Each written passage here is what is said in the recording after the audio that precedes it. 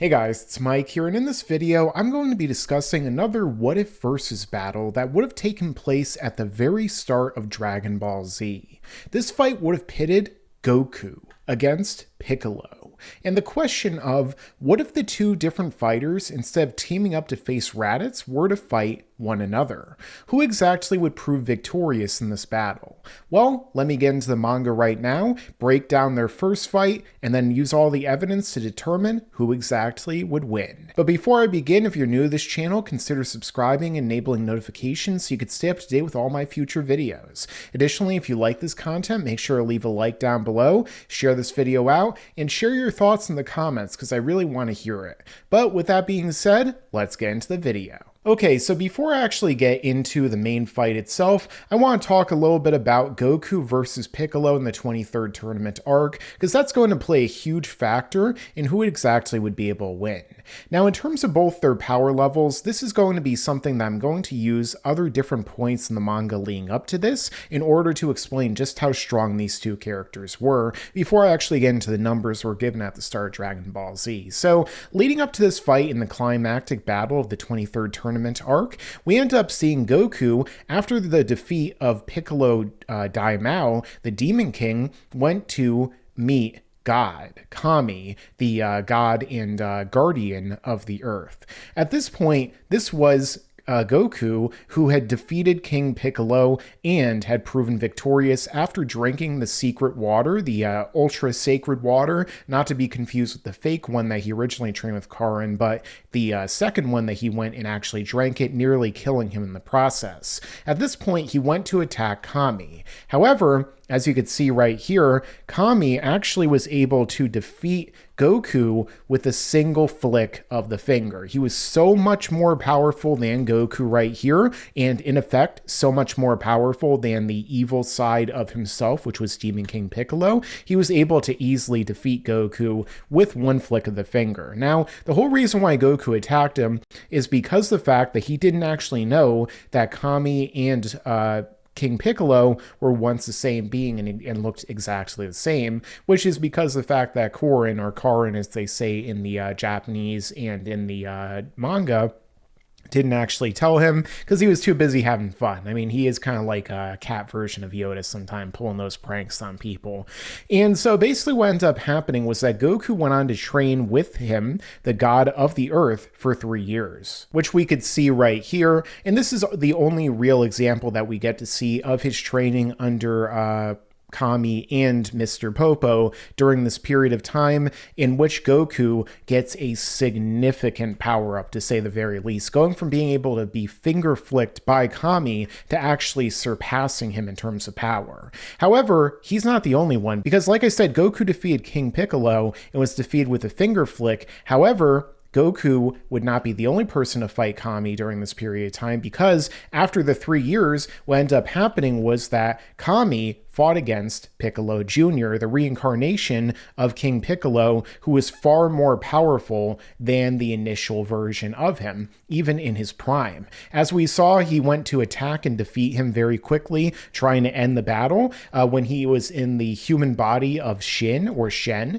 And what ended up happening was that Piccolo was actually able to take advantage of this and quickly get the upper hand against Kami in this body, and prove that, you know, he actually was far superior to the god of the earth at this time. As Kami actually goes on to say right here, where he's saying that I didn't expect that he'd improve so much, even accounting for the fact that I borrowed a weak human's body, the difference between our powers is too great. He must have trained somehow. At which point, of course, we get more of the connection between the two of them. They begin to speak in their, at what was the time, a kind of godly tongue, which would go on to be kind of retconned into being Namekian, as they would explain that Piccolo is an alien, and thus Kami is too, in the following arc. However, in terms of Piccolo's abilities, not only was he more powerful than Kami, but additionally, Kami went to use the Mafuba, the evil containment wave, against Piccolo, which he had learned by watching Master Roshi do it, and probably probably even Master Mutaito use it. However, because Piccolo was such a powerful and incredible prodigy, what happened was you see him sneering and laughing at this because he actually has something up his sleeve, which is the Mafuba Gaeshi, which actually is the sealing reversal technique in which he's able to turn the Mafuba against Kami and then sealing him away inside of a jar. And as you can see right here, this doesn't even kill or harm in any way Piccolo by doing this. Neither does it do that with Kami, which goes to show you that they're that much more powerful than Master Roshi when he used this in the previous arc. Now later on, this would lead directly into the battle between Goku and Piccolo Jr. As I just showed you before, Piccolo Jr. was way more powerful than Kami, who had finger-flicked Goku, who would beat King Piccolo himself. However, Goku was actually the more powerful of the two here. I'm going to skim over this fight a little bit because the fact that it is a very long battle, it is the climactic fight after all. But as we could see during this, Piccolo is using a lot of different techniques against Goku. First off, he uses his Namekian or demon biology at this point in order to stretch his limbs out. Goku's able to grab them, throw Piccolo up in the air, and go to attack him. However, of course, Piccolo at this point is able to fly using the Bukujutsu technique, which Tien had demonstrated in the 22nd tournament, which was an ability possessed by the Great Hermit School, and blast Goku, sending him down to the ground. And throughout the course of this fight, he begins to take advantage of Goku in, catching him off guard a number of times. He uses what appears to be Vegeta's technique, but actually in this case is Piccolo's technique, I guess, and blasts Goku over and over again, at which point he believed that he'd be able to win. However, Goku is actually not really that hurt, other than the fact that it actually takes down his gi, and, which means that he was able to get through his ki barrier or force field as a result. However, Piccolo wasn't actually going all out as the power began, because he is a Dragon Ball villain after all, and he decides to start leveling it up. So too does Goku. Even the subtitle down here, or the term right here, is getting serious. And we see just how serious they begin to get as they're both speed blitzing one another during the course of this fight, having a test of strength like Hulk Hogan versus the Ultimate Warrior from WrestleMania. And, Piccolo starts to use even more techniques. He uses a laser beam attack, kind of like heat vision, like Superman, for example, which Goku is able to dodge at point blank range. And, if they are real lasers, then once again, this means that Goku's way faster than the speed of light even at this point. And we see that Piccolo is still able to take advantage of this and hurt Goku even when he's flying around and jumping around so quickly. However, Goku keeps getting the advantage. As we see again, the two of them are relatively evenly matched. This is where Piccolo goes to blast the ring to destroy it, and Goku jumps up in the area and actually gets hit a little bit by this blast, which we kind of go on to see a sort of a thing happen like this during the fight between them and Raditz, which I'll show soon. Now, Goku at this point also can't really fly. He only really starts to use that ability later on in the battle. This is where Goku debuts his Super Kamehameha, which is an even more revved up Kamehameha attack. However, he doesn't want something to happen where he'll kill Piccolo, which will lead to the death of Kami. So that is one thing that Goku's holding back slightly against Piccolo in terms of this battle, because the connection between the two of them, Piccolo is able to not be killed, or if he is killed, he'll lead to Kami being killed as well. This is what leads to, of course, Piccolo destroying the ring, or trying to, and we have our first giant ki clash we see right here, the beam struggle, where Goku uses the Super Kamehameha, Piccolo's using his attack, and the attack is actually overwhelmed by Goku's, hitting him and doing a little bit of damage right here. Now, as the fight progresses, Piccolo begins to show off even more abilities like his giant Namekian form, which of course isn't really that much of a giant improvement, kind of like Goku's Ozaru, where he definitely does seem to help a little bit or gain maybe slight advantage here. However, the fact of the matter is that,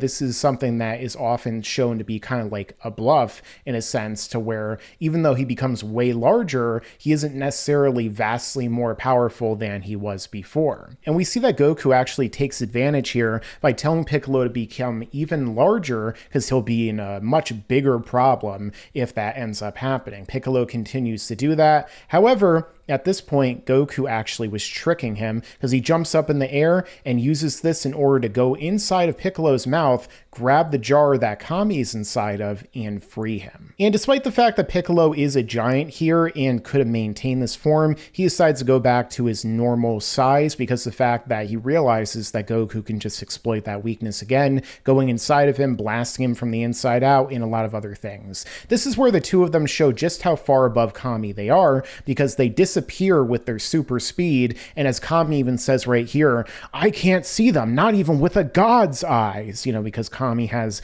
divine abilities that let him see all across the world from the lookout, and also give him special abilities like this godly vision. Again, the two of them are fighting each other up in the air. Goku's actually using a Kamehameha from his feet in order to fly and able to launch himself at Piccolo. So the two of them are definitely using a lot of different abilities. Piccolo even uses one attack here that we never really get to see him use again, where he uses this kind of like shock attack from his antenna, and that actually is able to knock Goku down, at which point Kami interferes in the fight. However, Goku doesn't really want him to, because the fact that he wants to be able to win the fight fair and square, because he's still trying to win the tournament, and if Kami continues to interfere, that's going to make it to where he can't. Piccolo continues to think that he has the upper hand, but Goku shows that he's able to see through Piccolo's moves. This is where Piccolo fires a blast at him after being taunted, and one that actually follows Goku, and Goku proceeds to do to Piccolo what he wanted to do against Frieza during his fight on Namek,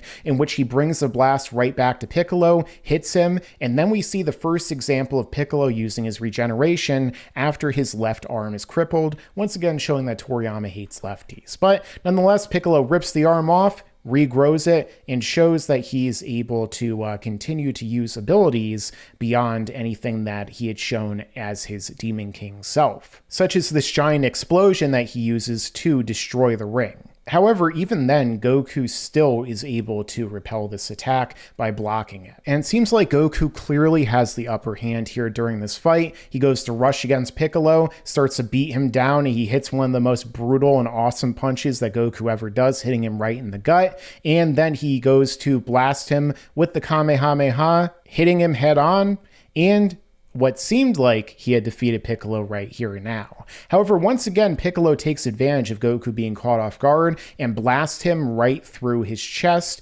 and shoulder blade on the right side this time. And you could see just how brutal the violence used to be in Dragon Ball at this point. It's definitely been massively toned down since this arc when it comes to the brutality overall. This is when Piccolo starts to disable Goku, where he goes to attack him when he's on the ground. Goku takes advantage of Piccolo, and he begins to attack him again and again, and he breaks his legs at this point, and then he leaves his other arm being crippled right there, making it to where Goku is not able to fight back at this point, which all plays into a strategy that Piccolo might be able to use in their rematch if it was one that would occur at the start of Dragon Ball Z that I'll be getting into soon. Piccolo then at this point flies up in the air, goes to use an attack against Goku, which everyone thinks is something that probably killed Goku, including Piccolo, where he says that he blasted him to atoms, and for some reason thinks that the dragon can't restore him, which I'm not quite sure why he necessarily thinks that, because we definitely see that happen time and time again later on. However, he was wrong, because Goku for the first time uses Flight, the Buku Jutsu, and goes to headbutt Piccolo right in the, I guess, kidney if he had one, and goes and knocks him down, defeating him. And Goku, is asking him, isn't he out of bounds? Because as you could see down here, I guess technically there is still part of the ring, or at least, the foundation beneath it still there, at which point Goku wins the day. But as you can see right here, neither one of them is necessarily in a great physical condition at this point in time. So let's now get into the Dragon Ball Z section of the story. Of course, as we know at this point, what ended up happening was that Raditz arrived on the Earth and proved that he was vastly more powerful than Piccolo or Goku even after these years of training. 5 years had passed since the 23rd Tenkaichi Budokai, during which Goku became a father, as well as was married to Chi-Chi, and during this time he wasn't really training anywhere near as intensely. However, Piccolo, on the other hand, spent a much amount of time training himself, as well as learning a new ability which he was planning to use against Goku, which I'll be getting into soon. As we see the two of them go to team up to fight against Raditz, realizing that they can't defeat him singly, and as we see Raditz is actually sensing them as they're on their way there. However, none of these powers really make any difference because the fact that all of them are the suppressed versions of Goku and Piccolo, which is why I didn't cover the other power levels that Raditz sensed before. We get to see what their actual power levels are after they show up and proceed to remove their weighted clothing. Piccolo takes off his weighted clothing, and according to Raditz, his power level is 408. Goku goes to take his off, and Goku's power level is 416. Now, the thing is that Goku's power level is 8 above Piccolo here when he's not using a certain type of ability that can increase his power overall. However, with that being said, the power level is so close that it basically might as well be the same. They might as well be even, because how much of a difference really is 8 going to make? You know, that's like 1.5 times Farmer with a shotgun, basically, if we're rounding up at that point. The two of them then go to fight against Raditz, who has a power level of 1200. At this point, they go to fight him, and he is easily getting the advantage of them, where he outspeeds them by going behind them while he flew right at them, and they still weren't even able to perceive just how powerful and how fast he was during that time.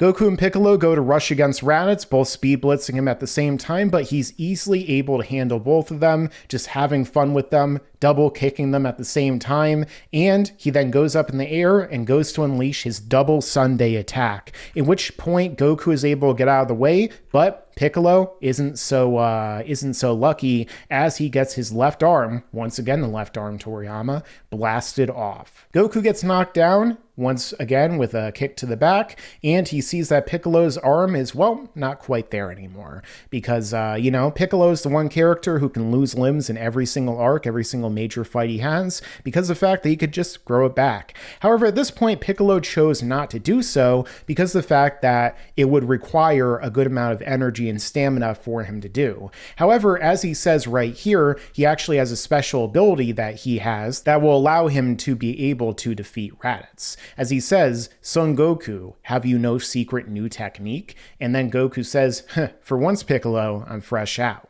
At this point, Piccolo says, "You always were a lazy one. We should both be thankful that I'm not," which again goes to show that Piccolo is training more intensely during those 5 years than Goku was, and we don't really know for a fact, in universe at least, what Piccolo's power level was before all this happened. Again, we do know that Piccolo, after the 5 years, had a power level which was 8 below Goku's at 408, whereas Goku's was 416. However, we don't know, again, in universe, what their power levels were during the 23rd tournament. Of course, there have been guides that were released since then, ever since the inception of the power level concept, that give them different ones. However, I don't really put a lot of salt or a lot of credibility into those, and I'm going to do a whole video in the future as to why, because I don't really think that they make that much sense when you really break down everything that happened, especially considering just how much more powerful Goku and Piccolo were than they were in the previous arc. And you mean to tell me what that power level like 10 increase is somehow going to make it to where they're finger flicking people from the previous arc? That doesn't really make sense with how power levels work, and like I said, I'll get into that eventually. But nonetheless, this is where Piccolo begins to reveal exactly what his different special ability is, which is the Makanko Sappo, the special beam cannon, or as they say in the manga, the light of death. Now, I do want to point this out because I did a poll talking about who would actually win between these two characters, and I saw a lot of comments that said that Piccolo was telling Goku that it would take him 5 minutes in order to be able to charge up the special beam cannon. That is a dub change in the original English dub, and when you're actually arguing about these different scenarios, when you're doing a scientific breakdown, you cannot use the English dub, even from Dragon Ball Kai, because the fact of the matter is, even in Dragon Ball Kai, they change what Piccolo said in the Japanese. In the Japanese, he says exactly what he says right here, that he just requires some time, which is an ambiguous amount of time, in order to charge up the attack, whereas in the English dub of the original series, it says 5 minutes, and of course in the English dub of Kai, it says that it will require a few minutes. Again, we have no idea how long Piccolo actually takes to charge up the attack, and another thing to keep in mind too is that Piccolo actually created this ability to kill Goku, as he says right here, that it was specifically designed to kill him. And that Goku actually comments on the irony that it will help him instead, which he really likes. Although Piccolo tells him that once they've felled Raditz, it'll be his turn. Now, of course, Raditz is way more powerful than Goku here, over 3 times stronger. So when Piccolo goes to charge up his Light of Death, as you could see right here, which I think is a much more awesome name than the special beam cannon that they use in the English dub, probably because they didn't want to say the word death at the time. It takes Piccolo a lot longer of charging in order to be able to use it against Raditz. Now, one thing to point out as we could see all this happening is that Goku is kind of holding off a more powerful Raditz, like I said, who is 3 times more powerful than himself and Piccolo. And when Goku goes up to use his Kamehameha, as we could see, Goku's power level increases all the way up to 924, which is over twice of an increase from his normal power level. And at the same time, Raditz also senses or is able to use his scouter to pick up on Piccolo's power level, which is at this point of a 1030. So with Piccolo's technique, he's actually able to increase his power level to be greater than that of Goku's. And again, he's charging up this ability in order to use it against a much more powerful fighter. So even though a lot of people are like, oh, the Makanko Sapo or Special Beam Cannon or whatever wouldn't be able to work against Goku because it takes way too long to charge up, he wouldn't need to charge up anywhere near this long to take out Goku, because the fact of the matter is that, as we know, Goku is way less powerful than Raditz, and Piccolo is trying to purposely destroy a far more powerful fighter than himself. Of course, the Kamehameha doesn't work against Raditz, who is able to brace himself and stop the attack, negating it. At this point, Raditz takes down Goku with a blast and begins to beat down on him. However, at this point, as we see, Piccolo's Special Beam Cannon actually exceeded Raditz's power level by increasing it to a 1330, which is over a 3 times increase from his normal power level. This is when he fires it directly at Raditz. However, because of the fact that Raditz is so powerful and so fast, he's actually able to sidestep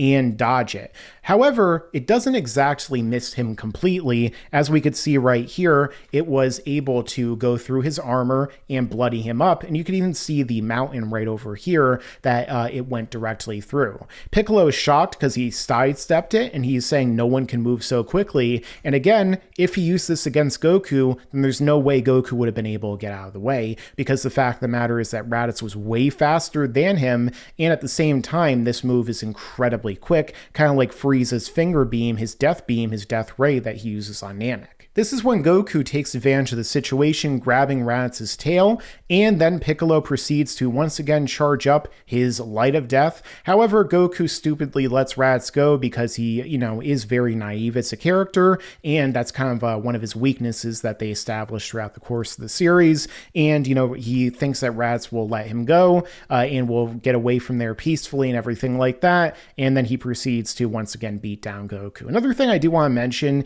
is that Goku was never able to really hold his own against Raditz. He was kind of holding him off, but Raditz was always playing around with him. He didn't actually know up until he started to see Goku using the Kamehameha that Goku and that Piccolo were able to increase their power level significantly by the use of techniques, because that's something that Raditz himself isn't able to do. When Raditz fires an attack, it's like we saw with the double Sunday earlier on, as we could see right about here. He is firing with either a power level equivalent to his own or below that, which most of Frieza's forces are doing. The only person that we see that doesn't do that up until a certain point, which is the final fight of this arc, is Vegeta when he goes to use his Gallic Gun, because this is proven due to the fact that Goku has to use the Kaioken ×3 just to match it and then ×4 to overcome it. Of course, this is when Gohan is able to break out of his confinement in the Saiyan space pod. He has a power level at this point when he's enraged of 1307, which again is greater than Raditz's.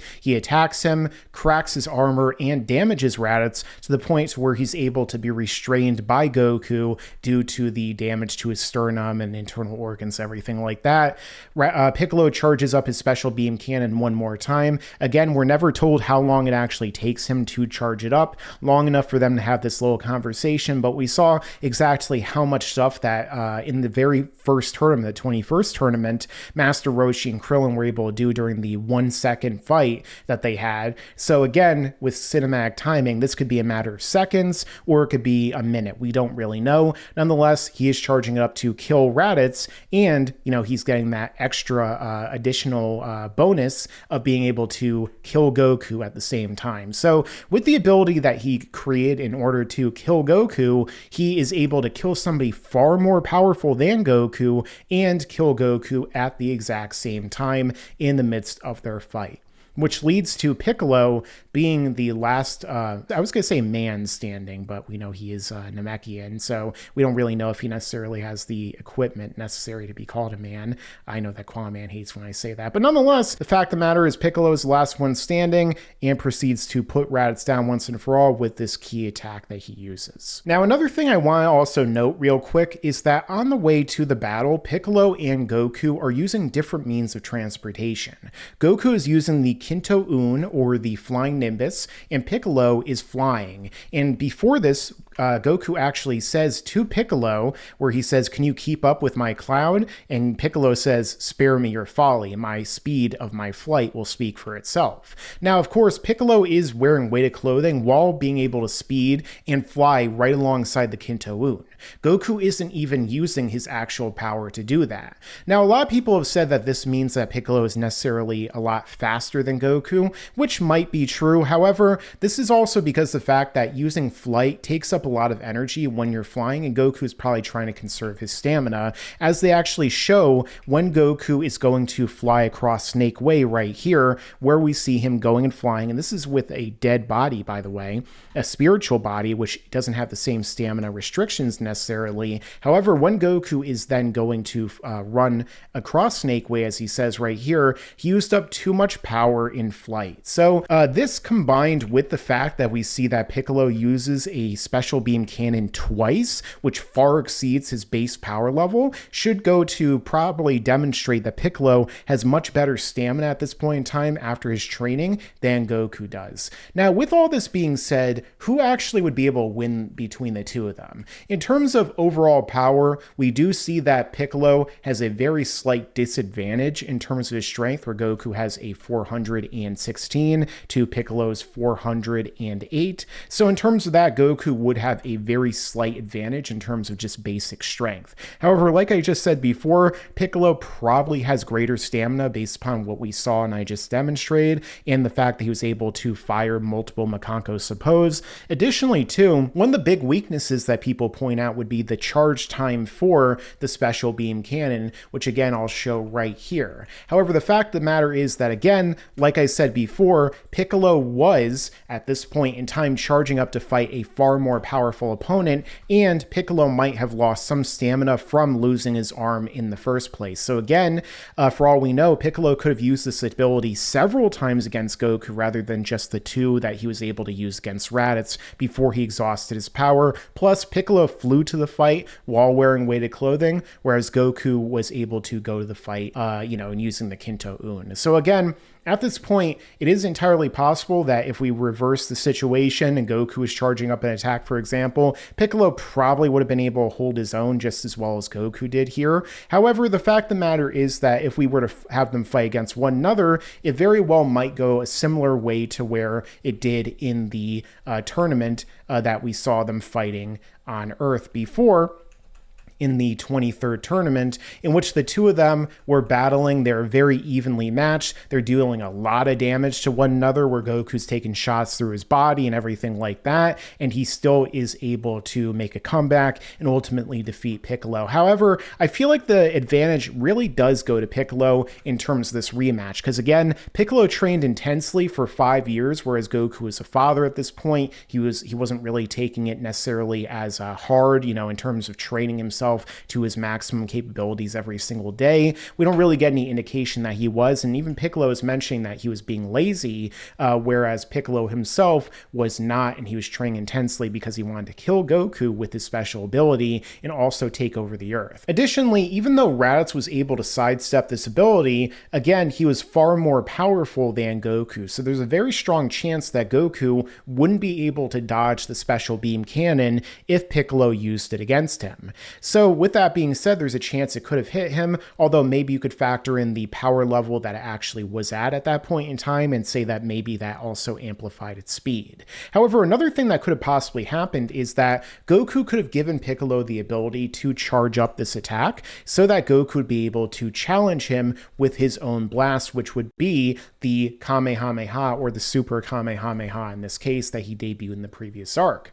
At that point, because the fact of the matter is that Goku's power level, when he used this, increased to a 924, and when Piccolo used his own attack, it was a power level of 1330, that means that Piccolo would be able to win that key clash. And in fact, because his attack is a piercing attack, it probably would have gone right through Goku's blast, hit him square on, and won the victory right then and there. So again, a lot of this seems to imply that Piccolo would actually have the advantage despite being at a very slight power level disadvantage if he actually is able to use this ability against Goku, which he created with the exact purpose of killing Goku in the first place. So overall, who would actually win between these two different fighters if they were to face off in a rematch at the start of Dragon Ball Z?